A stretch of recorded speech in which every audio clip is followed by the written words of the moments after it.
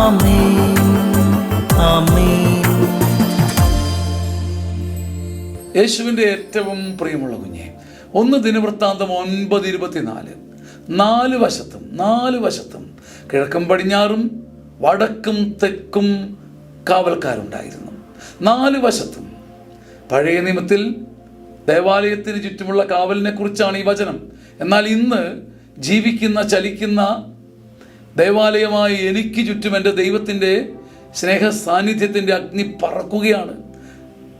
8 ദിക്കുകളിലും അവൻ എന്നെ പൊതിഞ്ഞു പിടിക്കുകയാണ്. അത്രമേൽ വിലപ്പെട്ടതായി എന്നെ കാണുന്ന എൻ്റെ ദൈവം എനിക്ക് ചുറ്റും കാവലിടുകയാണ്. അവനിൽ വിശ്വസിക്കുന്നവന് നാലുപാടും എരിയുന്ന ദൈവ സാന്നിധ്യത്തിൻ്റെ കാവൽ കാണാൻ പറ്റും. കാവൽ ദൂതനെ കാണാൻ പറ്റും. ദൈവത്തിൻ്റെ ദൂതൻ കാവൽ നിന്ന് പാളയമടിച്ച് എനിക്ക് വേണ്ടി കരുതും, കാക്കും, കാവലിടും, കൈത്താങ്ങ് തരുമെന്നുള്ളത് ചുമ്മാതൊരു ചിന്തയല്ല, ദൈവത്തിൻ്റെ ഉറപ്പുള്ള വാഗ്ദാനമാണ്. കർത്താവിൻ്റെ കരുണയിൽ ആശ്രയിക്കാം. അന്ന് തോബിയാസിന് റപ്പയലിനെ കൊടുത്തതുപോലെ നമുക്കൊരു കാവൽ ദൂതനുണ്ട്, ഒരു കാവൽ ദൂതൻ. ആ കാവൽ ദൂതൻ്റെ കൈപിടിക്കാം. അവരോടൊപ്പം, ആ ദൂതനോടൊപ്പം ദൈവത്തെ നിരന്തരം സ്തുതിക്കാം. അപ്പോൾ ഒറ്റയ്ക്കാവില്ല. ആമേൻ ആമേൻ ആമേൻ.